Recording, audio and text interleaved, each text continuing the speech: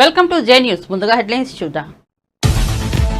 విజయవాడలోని స్టెల్లా ఆడిటోరియంలో చేనేత ఎగ్జిబిషన్ ను ప్రారంభించిన సీఎం చంద్రబాబు. గత ప్రభుత్వం నేతన్నలకు అన్ని పథకాలు రద్దు చేసి నెలకు 2,000 ఇచ్చి చేతులు దులుపుకున్నారని వెల్లడి.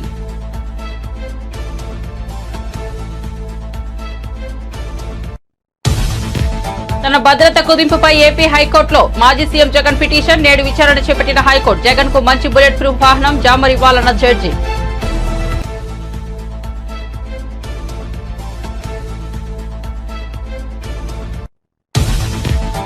ఏడాదిలో 4.5 లక్షల ఇందిరమ్మ ఇళ్లు నిర్మిస్తామన్న డిప్యూటీ సీఎం. ధరణిని బంగాళాఖాతంలో వేస్తామని వెల్లడి. ప్రజలకు ఇచ్చిన హామీలను అమలు చేస్తున్నామన్న బట్టి విక్రమార్క.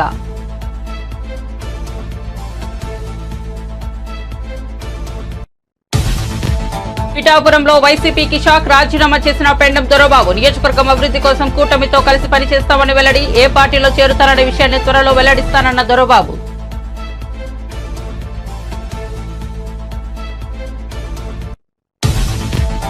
రాజధానిలో భవనాల నిర్వహణను వైఎస్ఆర్సీపీ ప్రభుత్వం పట్టించుకోలేదని మంత్రి నారాయణ వెల్లడి. రాజధాని ప్రాంతాన్ని అడవిగా మార్చేశారని జగన్ పై మండిపాటు.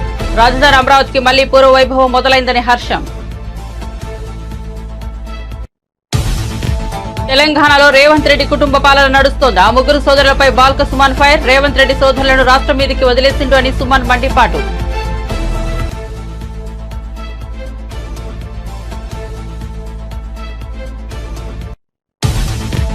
తెలంగాణలో నేడు రేపు భారీ వర్షాలు హెచ్చరించిన వాతావరణ విభాగం. ఈ మేరకు ఆయా జిల్లాలకు ఎల్లో అలర్ట్ జారీ చేసింది. బుధవారం నుంచి గురువారం వరకు పలుచోట్ల తేలికపాటి నుంచి మోస్తరు వర్షాలు కురిసే అవకాశం.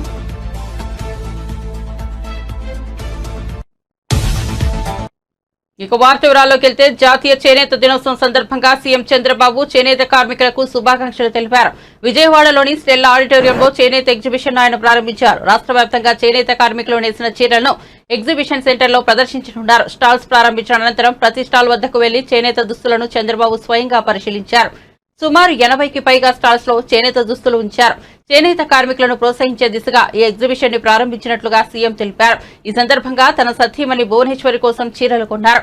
అక్కడ ఏర్పాటు చేసిన స్టాల్స్ వద్ద స్వయంగా 2 చీరలు కొనుగోలు చేశారు. చీరల ప్రత్యేకత గురించి అడిగి తెలుసుకుని మరీ ఈ చీరలను తీసుకున్నారు. వెంకటగిరి చీర, ఉప్పాడ జాంతాండి చీరలను సీఎం తీసుకున్నారు.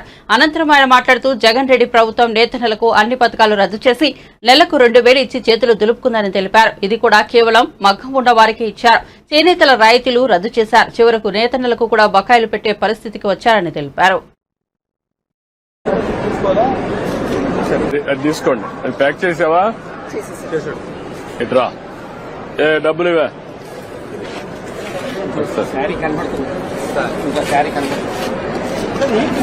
కవర్ మీద అలా పెట్టేసి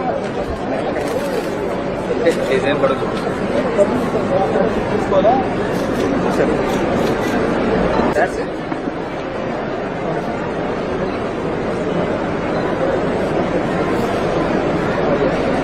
ఇవి కదా అన్ని రంగాల పథకాలు అన్ని రద్దు చేసే పరిస్థితికి వచ్చారు. అంటే ఏదో ఒక 24,000 రూపాయలు మీకు ఇస్తే దాంతోనే మీ జీవితాలు బాగుపడిపోతాయని పెన్షన్ 3,000 ఇస్తున్నాం, ఇప్పుడు 4,000 ఇస్తున్నాం. కానీ నెలకు 2,000 ఇస్తే మీ జీవితాలు మారిపోతాయనుకోవడం ఏ విధంగా సబబోమని ఒక్కసారి ఆలోచించుకోవాల్సిన అవసరం ఉంది.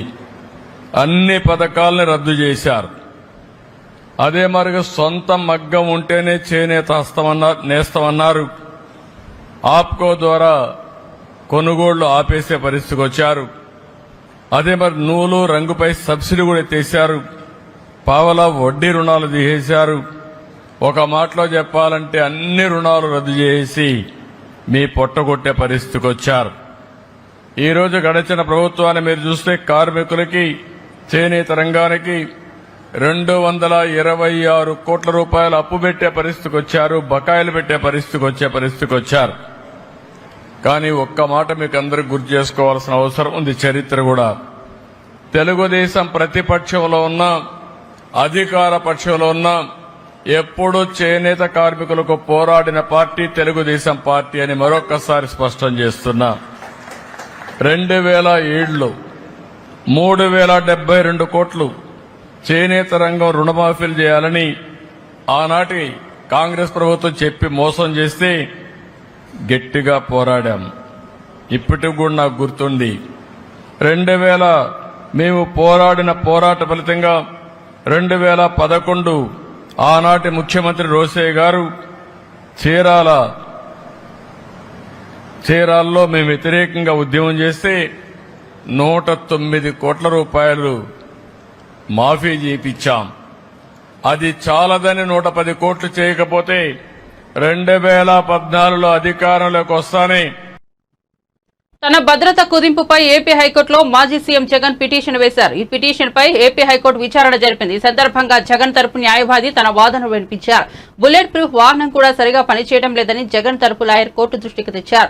బుల్లెట్ ప్రూఫ్ వాహనం నిర్వహణ ఎవరిది అని జడ్జి అడగగా ఇంటెలిజెన్స్ది అని ప్రభుత్వం సమాధానమిచ్చింది. జగన్ కు మంచి బుల్లెట్ ప్రూఫ్ వాహనం జామర్ ఇవ్వచ్చు కదా అని ప్రభుత్వానికి న్యాయమూర్తి తెలిపారు. ప్రత్యామ్నాయంగా వేరే బుల్లెట్ ప్రూఫ్ వాహనం ఉందో లేదో తెలుసుకుని చెబుతామని అడ్వకేట్ జనరల్ కోర్టుకు స్పష్టం చేశారు.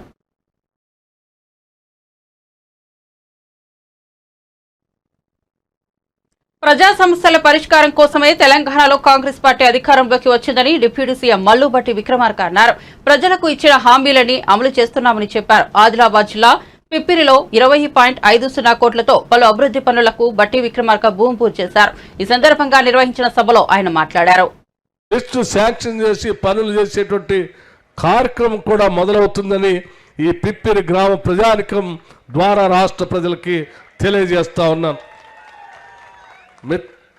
మిత్రులారా, ఎస్సీ ఎస్టీలు ఉంటే ఇంకొక 1,00,000 రూపాయలు అదనంగా వారికి యాడ్ చేసి 6 లక్షల రూపాయలు కూడా ఇస్తా ఉన్నాం.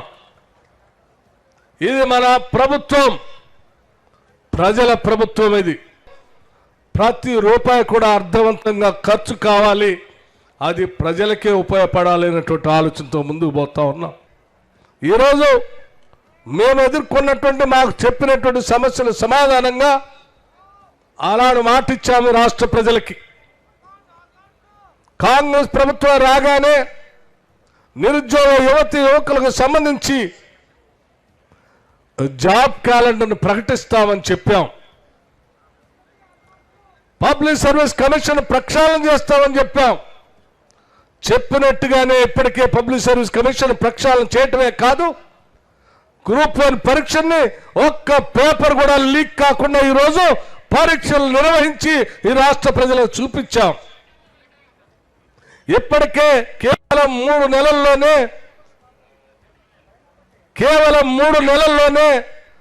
30,000 ఉద్యోగాలకు సంబంధించి నియామక పత్రాలను అందించాం.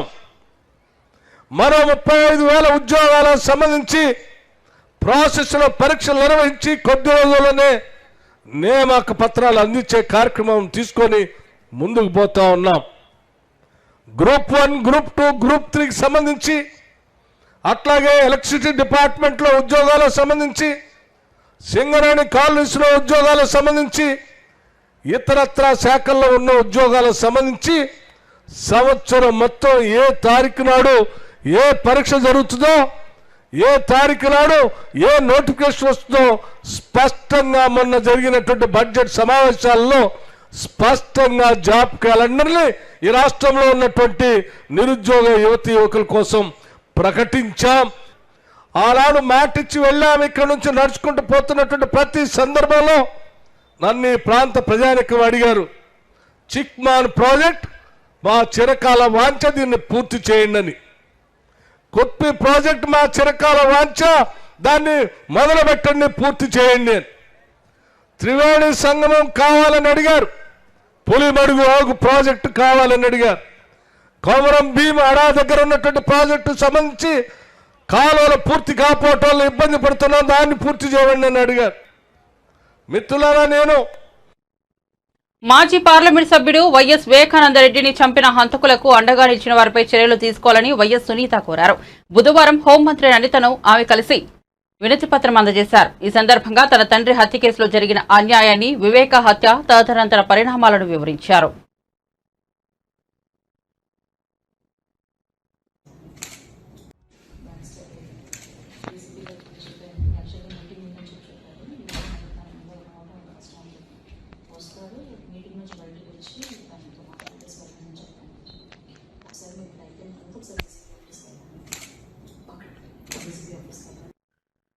రాజధాని అమరావతికి మళ్లీ పూర్వ వైభవం మొదలైంది. గత 5 ఏళ్ల నిర్లక్ష్యంతో అడుగులా మారిన రాజధాని ప్రాంతం కొత్త రూపు దాల్చుకుంటోంది. మొత్తం 24,000 ఎకరాల్లో జంగిల్ క్లియరెన్స్ పనులకు ప్రభుత్వం ప్రారంభించింది. ప్రత్యేక పూజల అనంతరం మంత్రి నారాయణ పనులు ప్రారంభించారు. నెల రోజుల్లోగా పూర్తి చేయాలనే లక్ష్యాన్ని నిర్దేశించింది. జంగిల్ క్లియరెన్స్ లో భాగంగా ముళ్ల చెట్లు, పొదల తొలగింపు చేపట్టారు. మొత్తం 36 కోట్లతో ఈ పనులు చేపడుతున్నారు. ఇక్కడ రైతులు కేవలం 58 రోజుల్లో 34,000 ఎకరాలని మా ముఖ్యమంత్రి నారా చంద్రబాబు నాయుడు గారి మీద నమ్మకంతో ఇది ఒక మంచి రాజధాని అవుతుందని ఆ రోజు ఇవ్వటం జరిగింది. అయితే దానికి తగ్గట్టుగానే ఇక్కడ డిజైన్లు అన్నీ చేయటం, ఒక 41,000 కోట్ల రూపాయలకి టెండర్లు పిలిచి వర్క్స్ టేకప్ చేసాం. అయితే 2019లో ప్రభుత్వం పోవటం వల్ల గత 5 సంవత్సరాల్లో వైసీపీ ప్రభుత్వం 3 ముక్కలాట ఆడింది. విశాఖపట్నం అని, ఇక్కడ అమరావతి అని, కర్నూలు అని రకరకాలుగా ఆడి రైతుల్ని అనేకమైన ఇబ్బందులకు గురి చేసింది. అయినప్పటికీ రైతులు మనోస్థైర్యంతో ఉన్నారు. నిజంగా వాళ్ళందరినీ నేను అభినందిస్తున్నాను. అందుకని ఈ ప్రభుత్వం ఇప్పుడు రాగానే ఇమీడియట్గా దీన్ని టేకప్ చేయమని ముఖ్యమంత్రి గారు చెప్పడం. అయితే దానికి అంతకుముందు వేసిన రోడ్లు కొన్ని తవ్వేశారు, కొన్ని డోర్లు విండోస్ ఎత్తుకొని వెళ్ళిపోయారు. ఇలా అసలు ఇక్కడ కంప్లీట్గా దీన్ని ఒక అడవి చేశారు. 34 ఎకరాలు రైతుల దగ్గర తీసుకున్నాం. గ్రామ కంటాలు కావచ్చు, లేదా ప్రభుత్వ భవనాలు కావచ్చు, అన్నీ తీసుకుంటే ఇది 58,000 ఎకరాలు. ఈ 58,000 ఎకరాల్లో సుమారుగా 24 ఎకరాలు దాదాపు దట్టమైన అడవిలాగా తయారైపోయింది. మొన్న సీఎం గారు విజిట్లో యాక్చువల్గా బిల్డింగ్స్ చూస్తుంటే ఒక బిల్డింగ్ ఎక్కి చూస్తే జడ్జెస్ బంగ్లాస్ అన్ని కంప్లీట్గా కంపతో మునిగిపోయింది. అక్కడికక్కడే సీఎం గారు ఇన్స్ట్రక్షన్ ఇచ్చారు, ఇమీడియట్గా కంప మొత్తం తొలగించమని. దానికి టెండర్లు ఇచ్చాము. దానికి యాక్చువల్గా ఇవాళ పని ప్రారంభించడం మొదలుపెట్టాం. ఈ పనిని 30 రోజుల్లో కంప్లీట్ చేయమని యాక్చువల్గా టెండర్లు ఇవ్వడం జరిగింది. 30 డేస్లో వాళ్ళు కంప్లీట్ చేస్తామని యాక్చువల్గా చెప్పడం జరిగింది. కంప్లీట్గా 30 డేస్లో ఈ పని పూర్తి చేస్తే first step, this is the first step.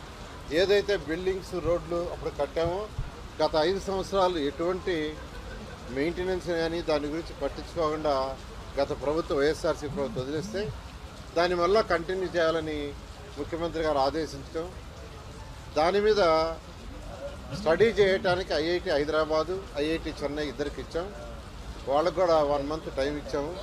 వాళ్ళు మొన్నొచ్చి స్టడీ చేశారు. ప్రైమరీ రిపోర్ట్ త్వరలో ఇస్తారు. ఇచ్చిన తర్వాత దాని మీద కొన్ని మళ్ళీ ఇంకా టెస్టులు చేయాలన్నారు. అది చేసిన తర్వాత దాన్ని బట్టి యాక్చువల్గా ముందుకు పోవడం జరుగుతుంది. అదేవిధంగా కౌలు రైతులు ఎవరైతే ఉండారో వాళ్ళు టైం ఎక్స్టెండ్ చేయమని ఎమ్మెల్యే గారు రిక్వెస్ట్ చేశారు వాళ్ళ తరఫున. జగన్ పలావు పెట్టాడు, చంద్రబాబు బిర్యానీ పెడతారని అంతా నమ్మారని ఎన్నికల హామీలను ఉద్దేశించి వైసీపీ అధినేత మాజీ సీఎం జగన్ అన్నారు. ఇప్పుడు పలావు లేదు, బిర్యానీ లేదన్నారు. చంద్రబాబు నమ్ముకుంటే ప్రజలైనా నాయకులైనా అంతేనని అన్నారు. తాను అభ్యర్థిగా ప్రకటించిన బొత్స సత్యనారాయణకు మీరంతా అండగా నిలవాలని వైసీపీ అధినేత జగన్ కోరారు. ఉమ్మడి విశాఖ జిల్లాకు చెందిన స్థానిక సంస్థల ప్రజాప్రతినిధులతో వైఎస్ఆర్సీపీ అధ్యక్షులు వైఎస్ జగన్మోహన్ రెడ్డి బుధవారం సమావేశం నిర్వహించారు. అరకు, పాడేరు అసెంబ్లీ నియోజకవర్గాల వైఎస్ఆర్సీపీ ప్రజాప్రతినిధులతో భేటీ అయ్యారు. తెలుగుదేశం పార్టీకి సంఖ్యాబలం లేకున్నా పోటీ పడుతోందని అన్నారు. తాను ఆ స్థానంలో సీఎంగా ఉంటే నైతిక విలువలు పాటించి పోటీ పెట్టబోరని అన్నారు. రాబోయే 5 ఏళ్ల పోరాటంలో మీరంతా అండగా ఉండాలని జగన్ కోరారు. తీసుకున్నారు. ఆ 23 మంది ఎమ్మెల్యేలలో ఎంతమంది టికెట్లు ఇచ్చినాడు? నాకు తెలిసి 3కి. ఆ 23 మంది ఎమ్మెల్యేలను తీసుకునేటప్పుడు ఒక్కొక్కరికి ఎంత ఇస్తామన్నాడు? ఒక్కొక్కరికి 20 కోట్లు. ఇచ్చింది ఎంత? అడ్వాన్సు. దాని తర్వాత వాళ్ళు ఆ పక్క పోయిన వాళ్ళు అందరూ అన్న మీ దగ్గరికి వచ్చేస్తామన్నా మేమంతా అని చెప్పి మళ్ళీ నాకు ఫోన్ చేసినారు. అందరూ సున్నాలు అయిపోయి ఇంట్లో కూర్చొని ఉన్నారు. ప్రతి ఒక్కరు కూడా ఈ విషయాలన్నీ గుర్తుపెట్టుకోండి. రాజకీయాలలో ఎప్పుడూ షార్ట్ కట్ ఉంటుంది, లాంగ్ కట్, దూరం దారి ఉంటుంది, షార్ట్ కట్ ఉంటుంది. షార్ట్ కట్ ఎప్పుడు తీసుకోవద్దండి. రాజకీయాలలో ఏ రోజైనా కూడా నిలబడాలి అని అంటే, ప్రజల మన్ననలు ఉండాలి అని అంటే, ప్రజల్లో గౌరవం ఉండాలి అని అంటే, కష్టమైనా కూడా మనం తీసుకునే దారి విలువలతో కూడిన దారి, విశ్వసనీయతతో కూడిన దారి తీసుకోవాలి. చేసి లొంగకండి. నేను ఒకటి చెప్తా ఉన్నా. జగన్ పలావు పెట్టినాడు, చంద్రబాబు బిర్యానీ పెడతానన్నాడు. చంద్రబాబు నమ్మి ఓటేసినారు, బిర్యానీ బాయా పలావ్ బాయా లాస్ట్కు పస్తు పండుకోవాల్సిన పరిస్థితి. ప్రాంతం స్పెషలీ ఎప్పుడూ కూడా నాకు తోడుగా ఉంది. పార్టీ స్థాపించిన రోజు నుంచి మొట్టమొదటి రోజు నుంచి కూడా వెనక్కి తిరిగి చూస్తే ఎక్కడా కూడా ఈ ప్రాంతంలో మాత్రం 100% పక్క ఏది ఏ ఏ ఏ ప్రాంతం ఎటుపోయినా కానీ ఇక్కడ మాత్రం ప్రజలు మాత్రం, ఇక్కడ మాత్రం నాయకులు మాత్రం, ఇక్కడ మాత్రం ఉన్న వాళ్ళంతా మాత్రం 100% ఎప్పుడూ నాకు తోడుగానే ఉన్నారు. మీ ప్రేమలు, మీ ఆప్యాయతలు ఇదే మాదిరిగానే కొనసాగించమని చెప్పి కోరుతా ఉన్నా. కష్టకాలంలో ఉన్నప్పుడే ఇంకా మీ సహాయము, మీ సహకారము ఇంకా ఎక్కువ కావాలని అడుగుతా ఉన్నా. కష్టాల్లో ఉన్నప్పుడే మీరు ఇంకా గట్టిగా నిలబడాలి అని చెప్పి అడుగుతా ఉన్నా. 5 ఏళ్ళు కన్ను మూసుకుంటూ అయిపోతుంది. ఈ 5 ఏళ్ళ మన పోరాటంలో మీ సహాయ సహకారాలన్నీ కూడా మెండుగా ఉండాలని చెప్పి కోరుతూ బొత్స సత్యనారాయణను మన పార్టీ తరపు నుంచి మనం ఎమ్మెల్సీ అభ్యర్థిగా మనం రంగంలోకి దింపుతా ఉన్నాం. అందరు ఎమ్మెల్యేలని పిలిచిన, మన ప్రాంతంలో ఉన్న అందరు కంటెస్ట్ చేసిన ఎమ్మెల్యేలను, ఎంపీలను అందరినీ కూడా పిలిచి ఎవరైతే బాగుంటుంది అని చెప్పి అందరి ముందర అందరినీ అడిగా. తెలంగాణ ఇందిరమ్మ రాజ్యంలో రేవంత్ రెడ్డి కుటుంబ పాలన నడుస్తోందని బీఆర్ఎస్ మాజీ ఎమ్మెల్యే బాల్కసుమన్ ధ్వజమెత్తారు. రేవంత్ రెడ్డి సోదరులు తిరుపతి రెడ్డి, కొండలరెడ్డి, జగదీష్ రెడ్డిలకు రాష్ట్రం మీదకి వదిలేసిండని సుమన్ మండిపడ్డారు. తెలంగాణ భవన్లో బాల్కసుమన్ మీడియాతో మాట్లాడారు. పాలన కొనసాగుతుందని చెప్పి చాలామంది ప్రజాస్వామికవాదులు కానీ ప్రజలు కానీ కొంత అనుకున్నారు వీళ్ళు చెప్పినటువంటి మాటల వల్ల. కానీ వాళ్ళ రాష్ట్రంలో ఏం నడుస్తుందంటే ఇందిరమ్మ రాజ్యంలో రేవంత్ రెడ్డి కుటుంబ పాలన నడుస్తున్నది అనేది చాలా స్పష్టంగా కనబడతా ఉంది. ముఖ్యంగా మీరు చూసినట్టయితే గతంలో మా ప్రభుత్వంపై అనేక రకాలుగా ఇష్టం వచ్చినట్టుగా కుటుంబము అని చెప్పి విమర్శలు చేసినటువంటి రేవంత్ రెడ్డి ఇవాళ మొత్తం ఆయన కుటుంబ సభ్యులను, ఆయన అన్నదమ్ములను అందరినీ కూడా తెలంగాణ రాష్ట్రం మీదకి వదిలేసిండిగా ఒక దుర్మార్గమైనటువంటి సంస్కృతికి తెరలేపిండు. మరి వీళ్ళ అన్నదమ్ములకు ఏమైనా పదవులు ఉన్నాయా, అధికారిక హోదాలు ఉన్నాయా, వీళ్ళేమైనా ప్రజాప్రతినిధులా అంటే అది కూడా ఏం కాదు. ఈ సాక్షాత్తు అసెంబ్లీ కమిటీ హాల్లో జరిగినటువంటి మీటింగ్లో స్పీకర్ గారి అధ్యక్షతన అసెంబ్లీ కమిటీ హాల్లో జరిగినటువంటి వికారాబాద్ జిల్లాకు సంబంధించినటువంటి సమీక్షా సమావేశంలో రేవంత్ రెడ్డి వాళ్ళ బ్రదర్ తిరుపతి రెడ్డి కూర్చున్నటువంటి ఈ ఫోటో మీకు చూపిస్తా ఉన్నా. సాక్షాత్తు రాష్ట్ర అసెంబ్లీ కమిటీ హాల్లో స్పీకర్ గారి అధ్యక్షతన జరిగినటువంటి వికారాబాద్ జిల్లా సమీక్షా సమావేశానికి సంబంధించి ముఖ్యమంత్రి సోదరుడు ఆ మీటింగ్లో అధికారికంగా వేదిక మీద కూర్చున్నటువంటి ఫోటోను మీకు చూపిస్తూ ఉన్నా. అదేవిధంగా ఇదే ముఖ్యమంత్రి రేవంత్ రెడ్డి సోదరుడు తిరుపతి రెడ్డి గారు ఆయనకు ఏ అధికారిక హోదా లేకున్నా కొడంగల్ నియోజకవర్గంలో కళ్యాణ లక్ష్మి చెక్కుల పంపిణీ కార్యక్రమంలో వేదిక మీద కూర్చొని ఆ రోజు మా జెడ్పీటీసీ, మా విద్యార్థి నాయకుడు సోదరుడు, తెలంగాణ ఉద్యమంలో పాల్గొన్నటువంటి బిడ్డ మైపాల్, ఆయన అక్కడ జెడ్పీటీసీ ఉంటే ఆయన చేతుల మీదకి వెళ్ళి కాకుండా ఈయన ఒక రాజ్యాంగేతర శక్తి మాదిరిగా ఏ హోదా లేకుండా కూడా వాళ్ళ బ్రదర్ యొక్క అధికారాన్ని అడ్డం పెట్టుకొని అక్కడ జెడ్పీటీసీలను, ఎంపీటీసీలను, ప్రజల చేత ఎన్నుకోబడ్డ ప్రజాప్రతినిధులను పక్కన పెట్టి ఆయననే కళ్యాణ లక్ష్మి చెక్కులను పంచినటువంటి విషయాన్ని కూడా మీకు ఈ ఫోటో ద్వారా చూపిస్తా ఉన్నా. తర్వాత ఇంకొక సోదరుడు కొండలరెడ్డి, ఈయన ఏకంగా ఒక బృందాన్ని తీసుకొని ఆస్ట్రేలియా పర్యటనకు పోయిండు. ఆస్ట్రేలియా పర్యటనలో ఈ కొండలరెడ్డి ప్రజాప్రతినిధిగా ఎన్నికైన వరంగల్ ఉమ్మడి జిల్లాకు సంబంధించిన ఎమ్మెల్యే నాయన్ రాజేందర్ రెడ్డి గారు వరంగల్ వెస్ట్ నుంచి ఆయన ప్రాతినిధ్యం వహిస్తున్నారు. ఆయనను పక్క సీట్లో కూర్చుండబెట్టి ఈయన మధ్యలో సీట్లో కూర్చున్నాడు ఆస్ట్రేలియా పర్యటనలో. మరి ఈయనకి ఏ అధికారిక హోదా ఉంది, ఎట్లా అయినా ఏ హోదాలో ఒక బృందాన్ని ఆస్ట్రేలియా పర్యటనకు తీసుకొని పోయిండు, అక్కడ ఎన్నికైన ప్రజాప్రతినిధి పక్కకు పెట్టి ఈయన అక్కడ మేయర్ సీట్లో ఎట్లా కూర్చున్నాడు.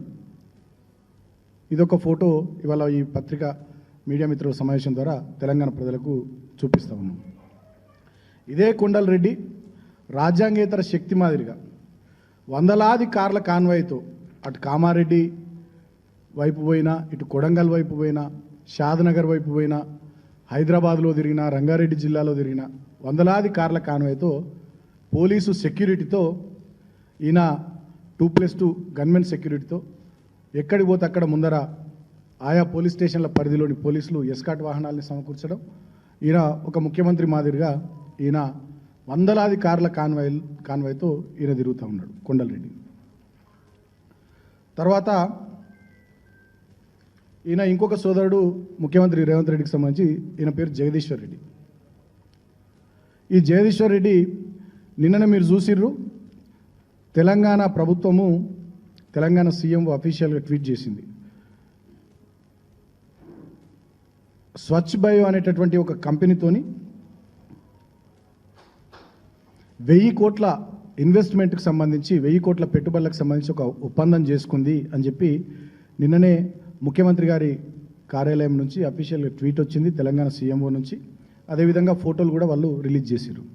ఈ కంపెనీలో ప్రధానమైనటువంటి భాగస్వామి ఎవరు, ఈ కంపెనీ ఎవరిదంటే ఇప్పుడు నేను ఈ ఫోటో చూపించిన చూడండి, ముఖ్యమంత్రి రేవంత్ రెడ్డి సోదరుడు జగదీశ్వర్ రెడ్డిది ఈ company, one of the directors. అయితే ఈ కంపెనీ ఎప్పుడు పుట్టింది అంటే 15 రోజుల కిందట పుట్టినటువంటి కంపెనీ. 15 రోజుల కింద పుట్టినటువంటి కంపెనీ 1000 కోట్ల పెట్టుబడి తెలంగాణలో ఎట్లా పెడుతుంది అంటే ఇక్కడనే ఏదైనా ఒప్పందం చేసుకొని ఇక్కడనే ఏదైనా అగ్రిమెంట్ చేసుకొని బయట పెడితే మీరు విలేకరులంతా మీడియా సమావేశంలో ముఖ్యమంత్రిని అడుగుతారని, ప్రభుత్వాన్ని అడుగుతారని చెప్పి అమెరికా వేదికగా ఇదేదో పెద్ద గొప్ప కంపెనీ అయినట్టు అమెరికా వేదికగా దీంతో ఒప్పందం చేసుకొని వీళ్ళు చేసినటువంటి ట్వీట్, ఇంకా సిగ్గుచేటైన ట్వీట్ ఏంటంటే దీంట్లో with 1000 crore investment the project will create jobs. రాబోయే 100 సంవత్సరాలు కూడా బ్రహ్మాండంగా మా పార్టీ ఉంటుంది. Thank you. వైఎస్ఆర్ కాంగ్రెస్ పార్టీకి షాక్ తగిలింది. మాజీ ఎమ్మెల్యే దొరబాబు ఆ పార్టీకి రాజీనామా చేశారు. ఈ మేరకు పిఠాపురంలోని తన నివాసం వద్ద ఆయన మీడియాకు ఈ విషయాన్ని వెల్లడించారు. నియోజకవర్గం అభివృద్ధి కోసం తాను ఎన్డీఏ కూటమితో కలిసి పనిచేస్తానని తెలిపారు. ఏ పార్టీలో చేరుతాననే విషయాన్ని త్వరలో వెల్లడిస్తానన్నారు. దొరబాబు పిఠాపురం నుంచి 2 సార్లు ఎమ్మెల్యేగా గెలిచారు. 2004లో బీజేపీ అభ్యర్థిగా, 2019లో వైసీపీ అభ్యర్థిగా గెలిచారు. 2014లో వైసీపీ నుంచి పోటీ చేసి ఓడిపోయారు. 2024లో పిఠాపురం నుంచి జనసేన అధినేత పవన్ కళ్యాణ్ గెలిచారు. గత ఎన్నికల్లో పవన్ కళ్యాణ్ పై వంగాగీతను వైసీపీ బరిలోకి విప్పింది. గత ఎన్నికల్లో తనకు కాదని వంగాగీతకు టికెట్ ఇవ్వడం, ఆమె పార్టీ కార్యాలయాన్ని తమ సమీపంలోనే ఏర్పాటు చేయడంతో దొరబాబు అసంతృప్తికి గురయ్యారు. ఎన్నికలకు ముందే పార్టీని వీడాలని ఆయన భావించారు. కానీ జగన్ ఆయన్ను బుజ్జగించారు. దీంతో ఎన్నికల్లో దొరబాబు అంటిముట్టినట్టుగా వ్యవహరించారు. ఈ నేపథ్యంలో ఇప్పుడు వైసీపీని వీడుతున్నట్లు ప్రకటించారు. ఈ పిఠాపురం ప్రజలకు నా శక్తివంతం లేకుండా ఏ పార్టీలో ఉన్న ఆ పార్టీకి గౌరవం తెచ్చుతూ ప్రజల కష్టాల్ని నా సమస్యగా తీసుకుని వెళ్ళడం జరిగింది. గత 2-3 నెలలుగా మీ అందరికీ తెలుసు. అయితే మీరందరూ భావించవలసిన విషయం, నాకు రాజకీయాలు కానీ ఇటువంటి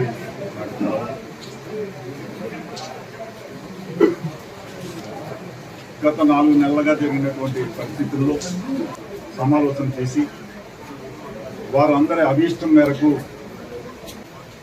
ఆశతోటి కానీ ఇంకో రకంగా కానీ నేను ముందుకెళ్ళడం లేదు. ఈ పిఠాపురంలోనే ఉంటాను. త్వరలో వాళ్ళందరితోటే నిర్ణయం తీసుకుని ముందుకెళ్తానని చెప్పి మీ అందరికీ కూడా పూర్ణంగా నమస్కారం చేస్తాను. నాకు పార్టీలో గౌరవం. మావోయిస్టు పార్టీలపై మరో ఏడాది నిషేధం పొడిగిస్తూ కేబినెట్ లో నిర్ణయం తీసుకున్నట్లు మంత్రి కొలుసు పార్థసారథి తెలిపారు. కేబినెట్ భేటీ అనంతరం మంత్రి మీడియాతో మాట్లాడుతూ గత ప్రభుత్వం జారీ చేసిన 217, 144 జీవోలను రద్దు చేశామన్నారు. మత్స్యకారులకు నష్టం చేసేలా గత ప్రభుత్వం జీవో జారీలు చేసిందని, గ్రామాల్లో చెరువులను, కుంటలను బహిరంగ వేలం వేయాలని గత ప్రభుత్వం నిర్ణయించిందన్నారు. మావోయిస్టు పార్టీలపై మరో ఏడాది నిషేధం పొడిగిస్తూ కేబినెట్ లో నిర్ణయం తీసుకున్నట్లు మంత్రి కొలుసు పార్థసారథి తెలిపారు. కేబినెట్ భేటీ అనంతరం మంత్రి మీడియాతో మాట్లాడుతూ గత ప్రభుత్వం జారీ చేసిన 217, 144 జీవోలను రద్దు చేశామన్నారు. ప్రపంచంలో ఫిగర్ స్టడీస్ని కంపేర్ చేస్తే ఆంధ్రప్రదేశ్లో సంతానోత్పత్తి సామర్థ్యం, జాతీయ సంతానోత్పత్తి సామర్థ్యం రేటు 2.1గా ఉంటే ఆంధ్రప్రదేశ్లో అది కేవలం 1.5గా ఉంది. ఇంకా ప్రపంచ దేశాలతో కూడా కంపేర్ చేస్తే ఆంధ్రప్రదేశ్ సంతానోత్పత్తి సామర్థ్యం రేటు చాలా తక్కువగా ఉన్న పరిస్థితుల్లో ఈ డెమోగ్రఫీ మేనేజ్మెంట్ చేయాల్సిన పరిస్థితులు కనపడతా ఉన్నాయి. అంతేకాకుండా ప్రస్తుతం లెక్కల ప్రకారం మన రాష్ట్రంలో పురుషుల యావరేజ్ వయసు 32.5 ఉంటే 2047కి 40 ఏళ్ళు కానుందని చెప్పేసి కూడా కొన్ని స్టడీస్ చెప్తున్నాయి. అంటే రాబోయే సంవత్సరాల్లో యువకుల జనాభా తగ్గి పెద్ద వయసు వాళ్ళ జనాభా పెరిగిపోయే పరిస్థితులు కనపడతా ఉన్నాయి. ఇప్పుడు కొన్ని దేశాలైతే ఓల్డ్ ఏజ్ హోమ్స్గా కూడా మారిపోయే పరిస్థితులు కనపడతా ఉన్నాయి. కొన్ని పాశ్చాత్య దేశాల్లో ఇప్పుడు చూసుకున్నట్లయితే ఏజ్ 50-60 ఏజ్ ఉన్న వాళ్ళు ఎక్కువ జనాభా ఉంది. అదే ప్రస్తుతం మన దేశంలో చూసుకుంటే యంగ్ జనాభా ఎక్కువగా ఉంది. ఈ సమతుల్యం తగ్గుతుంది అనే పరిస్థితుల్లో, అంతేకాకుండా మన రాష్ట్రంలో ప్రత్యేకంగా ఈ సంతానోత్పత్తి రేటు తగ్గుతుందనే పరిస్థితులన్నింటినీ కూడా చర్చించడం జరిగింది. అంతేకాకుండా దీని మీద ఎక్కువగా డిస్కషన్ కూడా జరగాల్సిన అవసరం ఉందని చెప్పేసి కూడా మరి క్యాబినెట్లో చర్చించడం జరిగింది. దీన్ని దృష్టిలో పెట్టుకొని ఇంతకుముందు మున్సిపల్ పురపాలక పరిపాలన మరియు పట్టణాభివృద్ధి శాఖలో ఉన్న 2 పిల్లలకి మించి ఉన్నవారు మున్సిపల్ కార్పొరేషన్ మరియు మున్సిపాలిటీ ఎన్నికల్లో పోటీ చేయటం మరియు సభ్యులుగా కొనసాగడాన్ని నిషేధిస్తూ ఆంధ్రప్రదేశ్ మున్సిపల్ కార్పొరేషన్ చట్టం 1955 మరియు ఆంధ్రప్రదేశ్ మున్సిపాలిటీ చట్టం 1965లో చేసిన చట్ట సవరణల రద్దు కోసం ఏదైతే ప్రతిపాదనలు చేశారో దాన్ని రాష్ట్ర మంత్రిమండలి ఆమోదించిందని చెప్పేసి మనం చేస్తా ఉన్నాను. అదేవిధంగా కాంగ్రెస్ ప్రభుత్వం తీసుకున్న రైతు రుణమాఫీ నిర్ణయంలో లొసుగులు కుట్రలు ఉన్నాయని మాజీ ఎమ్మెల్యే పెద్ది సుదర్శన్ రెడ్డి అన్నారు. రైతు రుణమాఫీ నిర్ణయం రైతుల పక్షాన కాకుండా ప్రభుత్వ పక్షాన ఉందని బీఆర్ఎస్ పార్టీ అనేకసార్లు చెప్పిందని పేర్కొన్నారు. అదే ఇప్పుడు ముమ్మాటికి నిజమైందని తెలిపారు. అర్హత ఉండి కూడా రుణమాఫీ వర్తించకుండా ఇబ్బంది పడుతున్న రైతుల నుంచి ఫిర్యాదులను స్వీకరించేందుకు ప్రత్యేకించి ఒక ఫోన్ నెంబర్ ఇచ్చామని తెలిపారు. 48 గంటల్లో తెలంగాణ రాష్ట్ర వ్యాప్తంగా దాదాపు 3562 ఫోన్ కాల్స్ వచ్చాయని తెలిపారు. మెసేజ్ల రూపంలో వాట్సాప్లో 42,984 ఫిర్యాదులు వచ్చాయని చెప్పారు. అంటే గంటకు 875 ఫిర్యాదులు కాంగ్రెస్ ప్రభుత్వం చేపట్టిన రైతు రుణమాఫీపై వచ్చాయని పేర్కొన్నారు. కానీ క్వింటాల్కి 230 రూపాయలు టెండర్ కోడ్ చేసిన ధర కంటే ఎక్కువ డబ్బులు వసూలు చేస్తూ 1100 కోట్ల రూపాయల కుంభకోణానికి పాల్పడుతున్నటువంటి రేవంత్ రెడ్డి ప్రభుత్వము టెండరు అగ్రిమెంటు సమయం అయిపోయిన తర్వాత కూడా మళ్ళీ ఎక్స్టెన్షన్ ఇచ్చింది. అక్రమ వసూళ్లకు పాల్పడుతున్నటువంటి ముఠాలకు ఎక్స్టెన్షన్ ఇచ్చి అవినీతికి రాచమార్గాన్ని వేసింది రేవంత్ రెడ్డి ప్రభుత్వం తెలంగాణలో. తెలంగాణలో రాగల 2 రోజుల పాటు పలు జిల్లాల్లో భారీ వర్షాలు కురిసే ఛాన్స్ ఉందని హైదరాబాద్ వాతావరణ కేంద్రం హెచ్చరించింది. ఈ మేరకు ఆయా జిల్లాలకు ఎల్లో అలర్ట్ జారీ చేసింది. బుధవారం నుంచి గురువారం వరకు పలు చోట్ల తేలికపాటి నుంచి మోస్తారు వర్షాలు కురిసే అవకాశం ఉందని పేర్కొంది. ఆదిలాబాద్, ఆసిఫాబాద్, మంచిర్యాల, నిర్మల్, నిజామాబాద్, జగిత్యాల, రాజన్న సిరిసిల్ల, భూపాలపల్లి, ములుగు, భద్రాద్రి కొత్తగూడెం, ఖమ్మం, సూర్యాపేట, మహబూబాబాద్, వికారాబాద్, సంగారెడ్డి, కామారెడ్డి, మహబూబ్ నగర్, వనపర్తి, నారాయణపేట జిల్లాలో అక్కడక్కడ భారీ వర్షాలు కురిసే ఛాన్స్ ఉందని పేర్కొంది. బులెటిన్ ముగించే ముందు హెడ్లైన్స్ మరోసారి చూద్దాం. విజయవాడలోని స్టెల్లా ఆడిటోరియంలో చేనేత ఎగ్జిబిషన్ ను ప్రారంభించిన సీఎం చంద్రబాబు. గత ప్రభుత్వం నేతన్నలను అన్ని పథకాలు రద్దు చేసి నెలకు 2,000 ఇచ్చి చేతులు దులుపుకుందన్నారు వెల్లడి.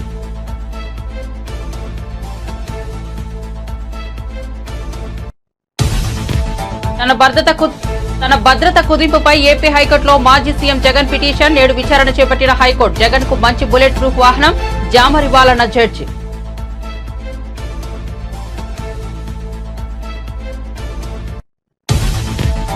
ఏడాదిలో 4.5 లక్షల ఇందిరమ్మ ఇళ్లు నిర్మిస్తామన్న డిప్యూటీ సీఎం. ధరణిని బంగాళాఖాతంలో వేస్తామని వెల్లడి. ప్రజలకు ఇచ్చిన హామీలను అమలు చేస్తామన్న బట్టి విక్రమార్క.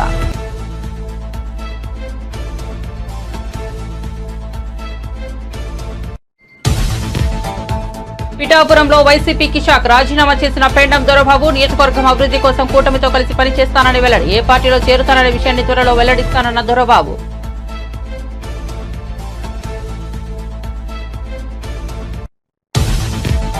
రాజధానిలో భవనాల నిర్వహణను వైఎస్ఆర్సీపీ ప్రభుత్వం పట్టించుకోలేదని మంత్రి నారాయణ వెల్లడి. రాజధాని ప్రాంతాన్ని అడవిగా మార్చేశారని జగన్ పై మండిపాటు. రాజధాని అమరావతికి మళ్లీ పూర్వ వైభవం మొదలైందని హర్షం. తెలంగాణలో రేవంత్ రెడ్డి కుటుంబ పాలన నడుస్తోంది. ఆ ముగ్గురు సోదరులపై బాల్క సుమన్ ఫైర్. రేవంత్ రెడ్డి సోదరులను రాష్ట్రం మీదకి వదిలేసిందని సుమన్ మండిపాటు.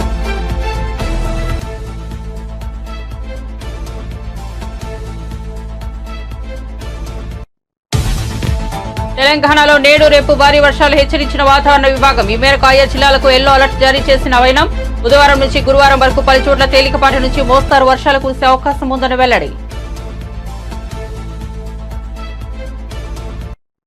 మరిన్ని అప్డేట్స్ కోసం చూస్తూనే ఉండండి జే న్యూస్.